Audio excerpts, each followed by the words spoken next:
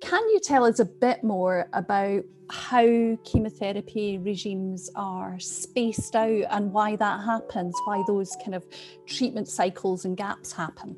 The spacing of chemotherapy, it's often every 3 weeks you come in for your next treatment. Actually to do with the bone marrow. It doesn't like chemotherapy. And after the first week, it starts to dip and we start to get tired often in that second week. And then the bone marrow begins to recover. And once we're happy it's recovered enough, it's time to give the next treatment.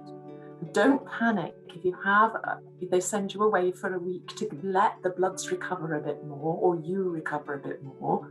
It means the chemotherapy is still working. You're quite sensitive to it. It's not a bad thing. And in terms of preparing for treatment, are there things that people can do to kind of, if you like, get in shape to be as prepared as they can be for chemotherapy treatment? Absolutely. And it's both a physical preparation and an emotional preparation. And physically, the more you can do to be as fit as you can and have your symptoms from your cancer as well controlled as you can, then the better you're going to tolerate our treatment. I always say to folk, I know it sounds ridiculous, but this going for a walk around the block, I know it might be difficult with lung cancer, if your breathing's not good, but whatever you can manage, it's that just trying to get your fitness that little bit better would be great. If you've been offered painkillers, please take them. We don't need you to be sore. In fact, we don't want you to be sore.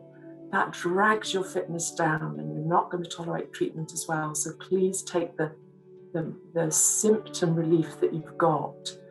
I always say to everyone, please go onto your vitamin D supplements.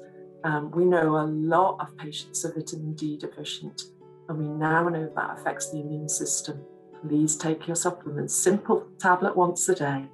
And then there's the emotional preparation, and it is that about, I call it rallying the troops, letting people know I'm about to start treatment. It can feel really frightening.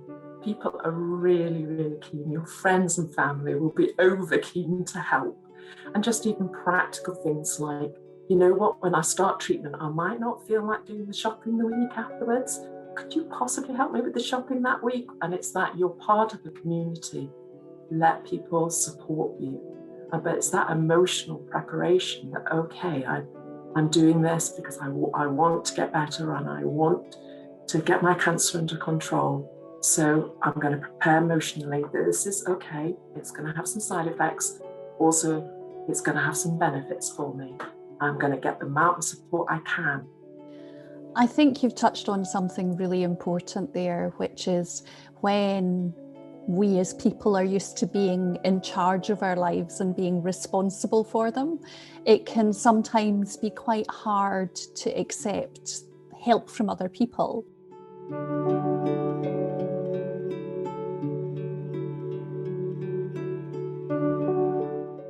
And if you were a stormy ship out at sea, you wouldn't switch off the engine and get rid of your oars.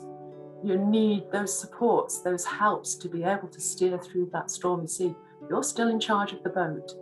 It really is normal to have days when you flop or feel tired or fed up or just, what am I doing? So have help at hand for that. The NHS does the best it can, but it's not like booking your shopping delivery for a time that's convenient. It is, you have to surrender a part of yourself, and I think that is hard. And a kind of other question around how chemotherapy is delivered and how people experience that. Are there forms of chemotherapy for lung cancer which are given in tablet form or administered at home, or is it all going to the hospital and having an injection? It varies. Remember I was saying that type of cancer is so important that we know, and it depends on that type of cancer. Occasionally there are oral chemotherapies we can use. Sometimes they can end up having more side effects. So sometimes, although it sounds more drastic, a drip can be the best way forward. I guess when we're talking about chemotherapy, I always say that's one particular of the three main kind of types of treatment I now use. What we call systemic therapies to treat the whole of you from top to toe. And chemotherapy is the backbone, for many years has been the backbone of all of our treatments.